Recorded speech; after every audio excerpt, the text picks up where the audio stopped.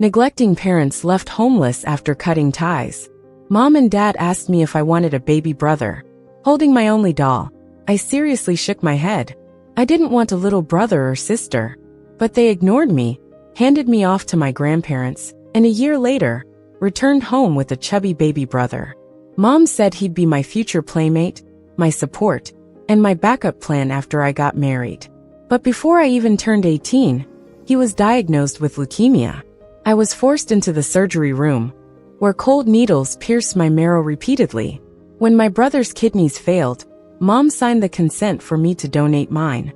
I knelt, saying I had a bleeding disorder, but they accused me of lying, called me heartless, and made the nurse sedate me. In the end, I bled out on the cold operating table.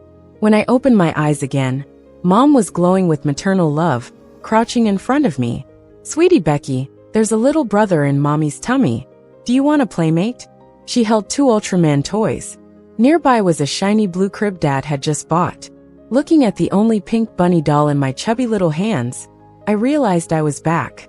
This time, I wouldn't be a blood bank for my brother, or be emotionally blackmailed by my parents. Dad's eager voice. "There's a little brother in Mommy's tummy. You won't have to sleep alone anymore." He said the same lifetime ago. But after my brother was born, I felt more alone than ever. No more bedtime stories from Mom. No more sitting on Dad's lap. In a blink, I became invisible. They expected me to be sensible, to care for my brother, to embody what a big sister should be. They said this to a 5-year-old, expected me to cast aside jealousy, serve a yet-to-be-born sibling wholeheartedly. Back then, I sensed loss creeping in. Scared, I told them I wanted to be their one and only. But Mom got mad, yelled at me. "Girls are so jealous. Not enough taking your dad. Now you want to take from your brother too?" I didn't get it, only saw her anger. I cried, saying I'd love a brother to play with. Then she smiled, whispered to Dad. "I read about a girl pushing her pregnant mom down the stairs out of jealousy. We should send her to her grandparents until Nolan's born." They named the unborn Nolan, implying he'd inherit everything. Memories swirled, darkness clouded my eyes. Mom thought I didn't get it, and placed my hand on her belly. "There's a little life in here. It could be a brother or sister. Are you excited?" Dad added, "1 daughter is enough. I'd love a son to protect our Becky." He said the same words last time. I really thought my brother would protect me, be my friend, so I looked forward to it. But after he was born, he despised me, threw toys at me, and cut up my only Barbie. When I complained, they said, "Didn't you want a brother to play with? He's just little, can't you be more understanding?" They used the same line throughout my childhood, even when they took my life. So now, I looked at the baby goods filling the room and spoke flatly. "You already decided to have him, why even ask me?" For a moment, they seemed tongue-tied and awkward. I silently turned, clutching my worn bunny doll, and headed upstairs. Up there, a spacious, bright room had always been empty. My parents claimed it was for guests. Now I realized it was for the unborn brother. Back in my cramped bedroom, tears flowed. I had tried so hard to fit in, bore pain on surgery tables so many times for them. Yet they thought it was my duty. Whenever I wished Mom would comfort me during the pain, she just accused me of immaturity, even shouted, "If you hadn't said you wanted a brother, why would I have gotten pregnant again? He's here now. Take care of him." I clenched my fists, determined to escape this nightmare. I pondered for long, finally concluding that my parents didn't love me. Since birth, I'd lacked special care from them. Mom's teachings were about being sensible, frugal, obedient, ladylike. I never dared express my needs, except when I cried for a bunny doll at 3. Mom slapped me and left me at the stall. I cried there for a whole morning. Dad finally bought the bunny, earnestly telling me, "Mom didn't work to care for you.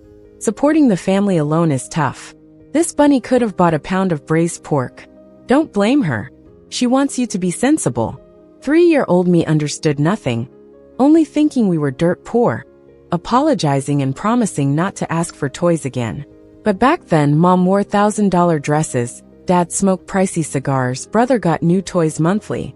We wouldn't have gone broke over a cheap bunny doll. They just didn't want to spend on me or give me love. Sure enough, Mom knocked on my door early the next morning. She pretended to be upset. "Becky, I have a little brother in my belly, so I can't take care of you right now. Can you go play at Grandma's house for a few days? I looked at her coldly and asked, is it really just a few days? Mom was caught off guard by my straightforward gaze, but continued, of course. Once I feel better, I'll bring you back home. Hearing that, I didn't look at her anymore. I turned around, grabbed my little backpack, and packed my few clothes and my only doll inside. Let's go. It was Mom who asked me to leave, but after I got in the car, Mom started crying. Let Dad drive you. It'll hurt me to watch you go. Anyone who saw this might think she really cared about me. In reality, she felt guilty towards me. After all, what was supposed to be a few days away turned into at least a year. The car drove from the highway to a secluded mountain road, and finally, the familiar rundown village came into view. Dad calmly said, be good at Grandpa and Grandma's. Help out as much as you can. Don't be stubborn, and call Dad if you need anything. In my hand was a watch phone.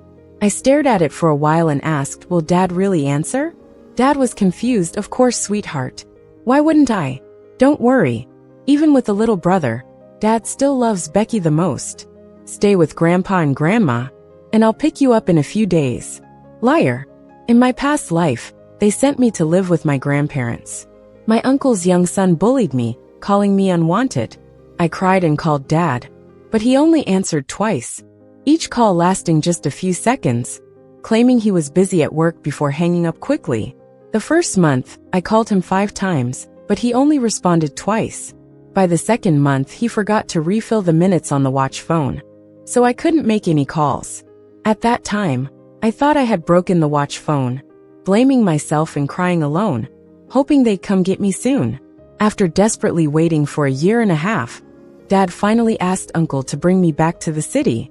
The moment I entered the house, Mom wrinkled her nose with disgust. Becky, why do you smell like duck poop? Didn't you bathe in the countryside? As a 6-year-old, I felt utterly embarrassed, hiding my head away. Compared to my chubby little brother, I was thin and small, like a little yellow monkey after a year in the countryside. No wonder she didn't like me. But didn't I end up like this because she sent me there? On the first day at my grandparents', Aunt was clearly unhappy. It's bad enough they don't raise their own kid. Now they dump the little girl here. Uncle looked at me silently before turning back inside. I quietly squatted under the eaves with my backpack, drawing and writing by myself. They didn't like me, but Dad sent money for my expenses every month, so they wouldn't let me go hungry or cold. I won't cry and hope for Mom and Dad to change, like in my previous life. I'll take good care of myself this time, and work towards independence. It wasn't until nightfall that Grandpa and Grandma came back from the fields. They didn't recognize me, so I went up to them and said, Grandpa and Grandma, I'm Becky. I'm here to be with you. Grandma lovingly pulled me into a hug, and Grandpa grinned, inviting me inside for some cookies. That night, I lay on a bamboo mat, feeling Grandma's fan. Grandpa looked at me and sighed heavily. Tears slipped from my eyes. I promised myself I'd repay them this time. I won't let them die tragically again.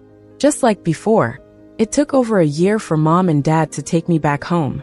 Surprisingly, this time, they came to get me themselves. Brother lay chubby in Mom's arms as she focused on feeding him. She casually asked if I'd behaved well with Grandma and Grandpa. Uncle and Aunt beamed at the gifts Dad brought, praising me for being sensible and diligent, even saying I knew lots of words for my age. Hearing that, Mom smiled and said the kid takes after me. I was a class monitor when I was in school. Dad was happy, playfully teasing brother, your big sister is smart. I'm sure you will be too. They planned to take me back to the city for school, but I didn't want to go back. I said, I want to stay here with Grandpa and Grandma. Grandma was shocked, reluctant, yet she said, go with your parents. The city has better schooling. You'll start soon, and you shouldn't delay. Grandpa also urged, village teachers hit your hand. City teachers give candy. Grandma, stronger than me, directly pushed me into Dad's car. Come visit during the holidays, silly child. Once the car started, Mom's smile disappeared at once. You've gone wild in the countryside, haven't you? Don't even want to come home. So young yet avoiding school, just climbing trees and catching shrimps. Can't you be more ladylike? I wanted to argue, but there seemed no point. She had already labeled me in her mind. When I didn't reply, Mom seemed even more smug. Cat got your tongue. Did I nail it? Dad pretended to be kind. Alright. It's her first day back. Don't upset her. Mom huffed and focused on playing with brother with a toy car, not talking to me again. Back home, there was a car-shaped cake on the table and lots of baby-friendly food. As soon as we sat down, Mom announced, "This cake is especially for you to celebrate your return. Your brother doesn't even have one." I laughed coldly inside. Brother didn't have one because he was too young to eat cake. Besides, they said the cake was for me. But wasn't the design meant for boys, with the little car and all? Candles lit up. I was about to blow them out when Mom stopped me. "Brother can't eat cake. Let him blow the candles. You'll have the whole cake afterward." I stayed still, watching her help my 1-year-old brother blow out the candles. The baby couldn't figure out how to blow, just drooled all over the cake, and smashed it with his little fists in excitement. Mom glanced quickly at me. Seeing I wasn't angry, she turned back, smiling and praising, "My son is so strong. What a champ." Quietly watching, I thought sarcastically, of course he's strong. He can barely walk yet knocked out that expensive dog's eyes with a toy gun. He's practically a Hercules. When I got home, I always worked really hard on my studies. But now and then, Mom would throw some sarcastic remarks my way. "What's the point of a girl studying so hard? You're better off helping me with the dishes, or playing with your little brother." I didn't pay her any mind. I focused on my books and eagerly took part in all sorts of competitions. During winter and summer breaks, I'd go visit my grandparents in the countryside on my own. Over time, Mom realized we weren't exactly close. She grew even colder towards me, sometimes outright ignoring me. If this had been a past life during my teen years, I might have fallen into depression, feeling anxious all the time. But now, it's like it doesn't bother me anymore. Everything changed in the 6th grade. My brother burst into the house looking all panicked and hid in his room, too scared to come out for dinner. Mom knocked on his door worried. "Nolan? What's going on? Did something happen while you were out playing?" But he stayed silent. I glanced at the date on the calendar. I knew he was scared because he'd just accidentally shot someone's beloved dog in the eye while outside. The dog owner was frantically searching for whoever did it. Back in a previous life, I wasn't home when this happened. When I got back that weekend, Mom blamed me, making me kneel before the pet owner, because she lied that I was the one who used the toy gun to blind the dog. I got slapped repeatedly by Mom, and was forced to apologize to the dog while kneeling. People who knew me saw this, and word quickly spread among the kids. I got labeled as a horrible dog abuser, and everyone shunned me. Some extreme dog lovers even tricked me into going out, cornered me in the bathroom, beat me up, and forced me to drink toilet water. When I told my parents, they actually blamed me. "Why would someone just hit you for no reason? You should think about what you did wrong." I reflected and realized I did nothing wrong. So this time, I strut back home, deliberately standing in front of the cameras for a while, making sure I didn't step out of the house. With proof on tape, even if Mom wanted to blame me, she couldn't. But I underestimated Mom's favoritism. Worried that my brother wouldn't eat, she opened the door with a key. Seeing him cry hysterically, she panicked. After some questioning, she found out he bragged to his friend about seeing a wild boar. He shot the gun only to realize it was someone's dog. The dog owner was infamous for being a nightmare to deal with. Even Mom frowned. "That dog's from the wife of a CEO, Wendy. Your dad works for the guy." My brother started crying. "What are we gonna do?" As he cried, a loud knock erupted on the door. "Come out. Your kid blinded my dog's eye. Where are your parents? Come out now. Don't pretend you don't know. I have the toy gun. This imported toy gun. Only you bought it in the whole city. Don't play dumb." I was in my room reading, quietly listening to the drama unfold outside. The moment the dog owner pounded on the door, my brother's cries instantly stopped. I chuckled bitterly. "Already gone hiding, huh?" I was about to step out to watch the spectacle when Mom flung my door open, looking terrified. It's my daughter who accidentally hit your dog, but she's just a kid. Please don't be too hard on her." A fancy-looking woman, with blood on her hands, stormed up and slapped me across the face. "Was it you who shot my dog with this gun?" In disbelief, I looked to Mom. She sheepishly averted her eyes, only glancing back at me after a few seconds, begging with her eyes. The lady shouted angrily, "I've got blood all over. Do you have any idea how I felt rushing that dog to the hospital? Your kid's young, but does that mean my dog deserves it?" She yanked at my clothes, as if wishing she could kill me on the spot. Mom stood there, frozen in fear until I took a few more hits before she tremblingly agreed. "I'll cover the vet bills, just let my daughter go." Neighbors began to gather around, curiously peeking in. Mom, eyes darting, stepped forward, pushing me down onto my knees. "Apologize to Wendy. You hurt her dog. Do you know what that'll cost your father and me?" She whispered in my ear. "Your brother's school background check isn't done yet. If he gets rejected from the private school because of this, you're gonna be in big trouble." The neighbors around us started making comments. "Wendy's dog is a Blue Bay Shepherd. Just one pup costs tens of thousands. She spent so much raising it. This girl's in deep trouble. TSK. Having a daughter like that must be karma from a past life." Becky always ran off to the countryside. Who knows if she picked up a habit of eating dogs like country folks. I tried to fight back, but at 12 years old, how could I break free from two adults? Mom restrained me, forcing my head down, covering my mouth. Wendy's temper cooled as my forehead started to bleed from the forced bowing. I bit down hard on Mom's hand and shouted, "It wasn't me. I didn't do it." Wendy flared up, denying it. "There are cameras all over the community. Do you want me to pull out the evidence? One word from me, and your whole family will have to leave this place." I tried telling her to check the surveillance footage, but Mom slapped me again. "Still lying after getting caught? Is this what your father and I taught you?" She covered my mouth again, turning pitifully to Wendy. "No need to check, no need, we admit it." Hands trembling, Mom continued, "It's all because Becky didn't watch where she was aiming. I'll cover the medical fees right away, plus any follow-ups. Just please spare my daughter." As she spoke, tears started falling. Onlookers couldn't help but sympathize. To clean up her troublemaker daughter's mess, she's paying money and losing face. Only a mother could do that. Women are weak, but as mothers they become strong.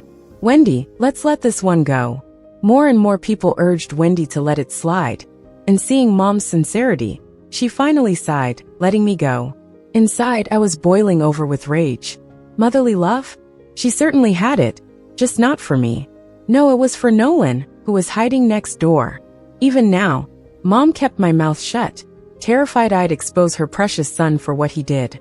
I stared at her, full of hatred and resentment. I swore I'd never call her Mom again. Shortly after that, Dad came home from work. As he walked up, he saw the crowd and looked puzzled. Seeing Wendy, he immediately put on a sycophantic smile. "What brings you here, Wendy? Is there something my boss needs?" Wendy gave him a cold stare and said nothing. Mom awkwardly said, "Becky blinded Wendy's beloved dog, and I'm begging Wendy to forgive her." Upon hearing that, Dad's eyes widened, and he said angrily, "She did something like that, and you're still pleading for her? Do you realize I'm up for a promotion? Idiot. Just hand Becky over to Wendy. There's nothing to plead about." Dad was afraid the boss would find out about this, and wanted to fix it quickly. Mom felt a little wronged by his harsh words, but she couldn't say anything in front of Wendy, knowing the real culprit was Nolan. Catching my stubborn gaze, Dad scolded Mom, "Soft-hearted mothers spoil children. She never listens to you. Why are you defending her?" As soon as I broke free, I dashed to the living room, grabbed a chair, and started smashing Nolan's door in a frenzy. Mom saw my intent and rushed to stop me. Driven by rage, I swung the chair at her, and she quickly dodged to avoid injury. That's when the door to Nolan's room fell open from my blows. Dad was furious. "What's gotten into you?" But I didn't back down and hurled the chair at him. "Stay back." Wendy was shocked, thinking I had suddenly lost it. However, she caught sight of the open room, and was immediately taken aback by all the toy guns, and even the bullet that hurt her dog. It was clear to her now, but Dad didn't realize it yet.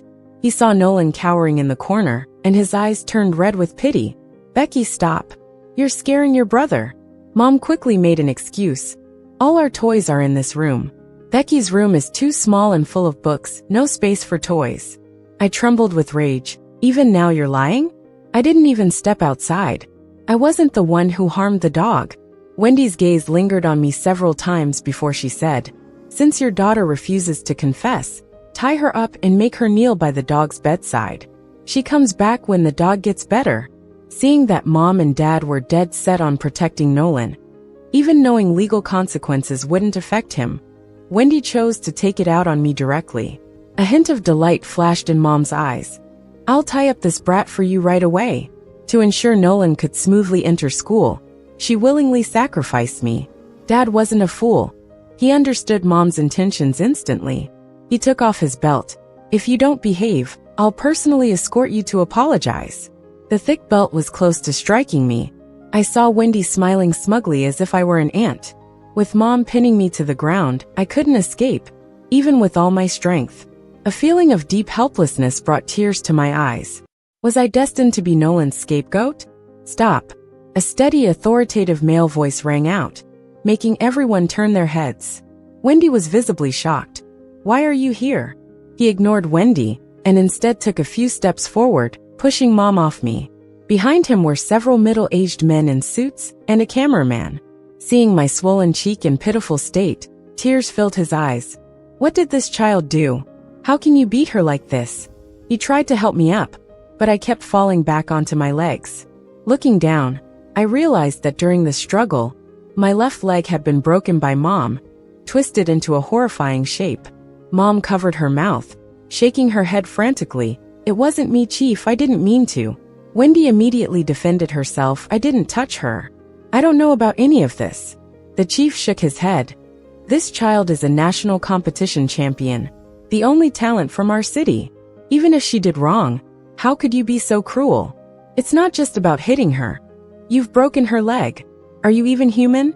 The chief immediately called for an ambulance, but I suddenly raised my hand. "Wait." Everyone looked at me as I spat blood and pointed at the two. "Chief, I want to sever ties with them." They knew Nolan hurt Wendy's dog, but forced me to take the blame. I don't want parents like this. The camera shutters clicked away after saying that. A reporter approached me. "Young lady, are you saying your parents intentionally hurt you to protect your brother?" Mom urgently interrupted. "No, she's always lying. Don't believe her." The chief shot a look that silenced her, though she still desperately glanced at Dad. Dad cleared his throat and knelt a few steps away, reaching lovingly towards me. "Silly child, how could we not love you? Your brother is innocent, and you've always been mischievous and distant. We acted hastily and hurt you, and that's our fault. Will you forgive us?" If I were truly a 12-year-old, I might not have seen through such manipulative words. But I've died once and won't repeat my mistakes. My brother shot Wendy's dog and ran home scared. When Wendy came searching, Mom knew I hadn't gone out but pushed me to take the blame, covering my mouth to silence me. Dad also knew I had no toy guns, just a stuffed rabbit. I'm telling the truth. Check the surveillance if you don't believe me. Quick to sense the opportunity, the reporter contacted the neighborhood security to check footage. The chief valued talent and wouldn't let this slide, so I knelt down. Even with my broken leg, my parents neither need nor love me. I'd rather go to an orphanage than stay in this house any longer. Please help me, Uncle.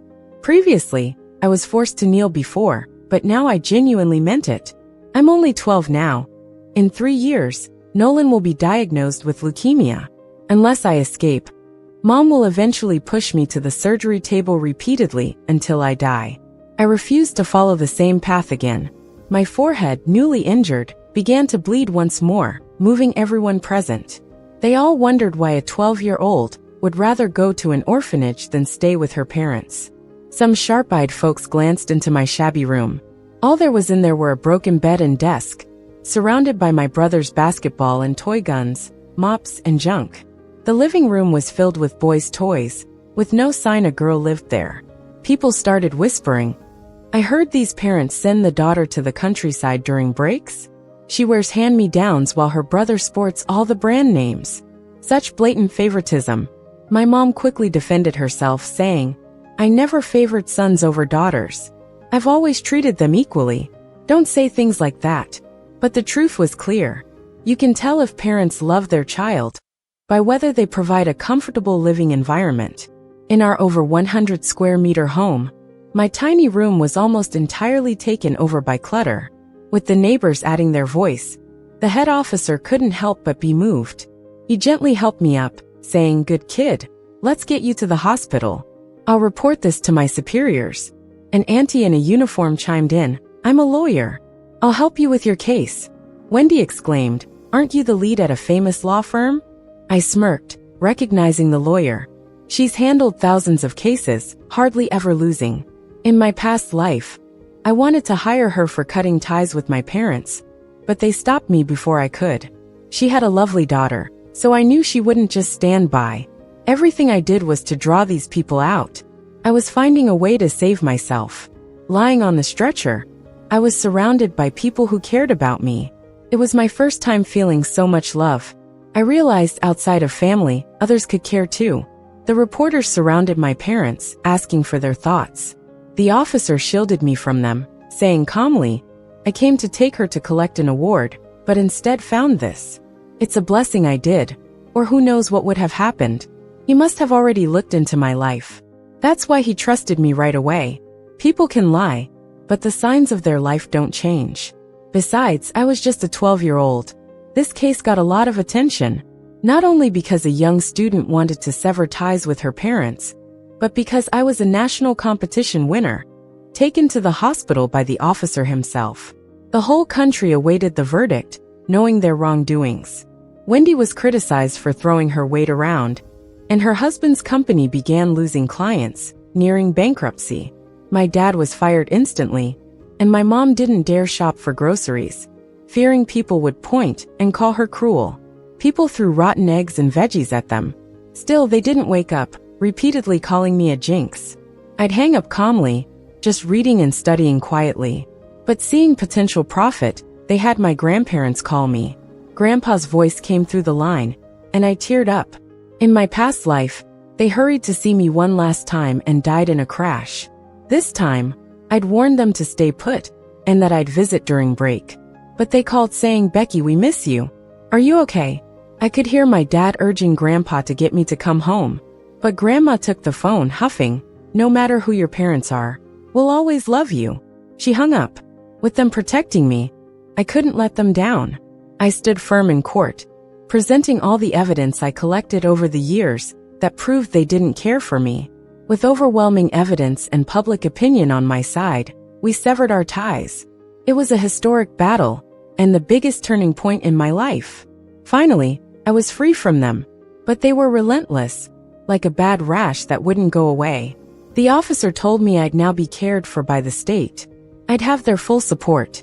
I nodded eagerly, promising to work hard and represent my country against other young geniuses. Years flew by. At my request, my grandparents moved to the student residence with me. If I wasn't studying, I was with them. It was the life I'd dreamed of until 9th grade. Nolan was diagnosed with leukemia. Grandpa stood in the hallway, trembling and shocked. I peeked at the message. "Nolan has leukemia. Dad, can you ask Becky to donate bone marrow?" Grandpa didn't reply. My biological father messaged again. "Donating marrow isn't a big deal. She's Nolan's sister, and you're his grandpa. Can you really ignore him?" Grandpa turned towards me with teary eyes. I was his granddaughter, Nolan was his grandson. It was tough for him. I spoke up, "I'll donate the marrow, but that's it." That way, I fulfilled my obligation to them. But Grandpa held my hand, shaking his head firmly. "They hurt you. I don't want you doing anything you don't want. Anyone can donate. It doesn't have to be you." Grandma joined in. "Exactly, it doesn't have to be you. Don't let us sway your decision. You're also a treasure, and there's no need to compromise for others." We hugged, crying our hearts out. In the end, I anonymously shared Nolan's need for marrow on an account with thousands of followers. I offered all the money they'd spent on me as a reward, $2,358.65. Pretty soon, someone reached out saying they were willing to be a match. I looked up at the sky, feeling like I was completely done with them. After Nolan recovered, he didn't think it was a blessing from up above. Rather, he smugly got my number from Grandpa. "You didn't want to donate marrow to save me, but someone else did. Didn't see that coming, did you? You've always been jealous of Mom and Dad favoring me. No matter what you did or how hard you studied, they still treated you like you were nothing. He was full of himself, saying even though I'm a big shot now, Mom and Dad don't regret anything, and might even be disgusted by me, like I'm trying to make them feel sorry. But guess what? They aren't fazed by me one bit. I listened silently. When he started to wear out, I calmly said, "You actually care a lot." He got mad, wanting to argue, but I just hung up. He thought he could rile me up with his words. What he didn't know was that I'd long given up on that family. They couldn't touch my emotions. Not sure if it was because of facing life and death, but Nolan got into a hedonistic lifestyle. He started blowing his parents' money on gambling. When he got caught, he pleaded, saying he's just trying to live for the moment after almost dying. His sob story made his parents cry, so they let him be. Who knew that Nolan would be bold enough to get into drugs and gambling? In less than 2 weeks, he was beating up his parents for money, but the family's finances were already drained. How could he expect them to have money to give? When the cops came to arrest him, Nolan coughed up blood. They not only found that his leukemia relapsed, but also discovered he had HIV and kidney failure. Faced with certain death, they cried as they called me, "Becky, we were wrong before. Can you send us money? Your brother is dying and has no money for the hospital. Please help him. We were at fault in the past. Can you come see him?" Looking at the calendar showing 10 days until I turned 18, I coldly replied no. They only reached out because I wasn't legal age yet, trying to trick me. But this time, not only had I cut ties, but I was also under national protection. No way they could hurt me. My grandparents would always be safe and sound with me. 3 months later, Nolan died from kidney failure. The parents who insisted on saving their son gave up after just a month of his relapse. Nolan, newly sick, was angrier than ever. He would constantly beat the two watching over him and cruelly threaten to infect them with HIV by cutting himself, yelling, "Why should I die alone? You made me, you're responsible. Efedi ioditue." Terrified, they fled the city overnight, desperately trying to find me. But the police guarding me weren't about to let them near me. They scavenged trash to survive, hoping to catch a glimpse of me. But I always took the government's vehicle through secret paths. We never crossed paths. All they could do was see my ads by the roadside. There I was, glamorous on the screen. I always had my grandparents in tow, dressed sharply, attending fancy events. Everyone said how well they raised me, and I just smiled, calmly blocking the new harassing messages on my phone. "We're really sorry, Becky. We know we were wrong. Please give us another chance, and we'll do right by you." A delayed apology is worth less than nothing. That applies just as much to family. Their daughter died long ago on that surgery table in a past life. The person I am now only belongs to myself. The end.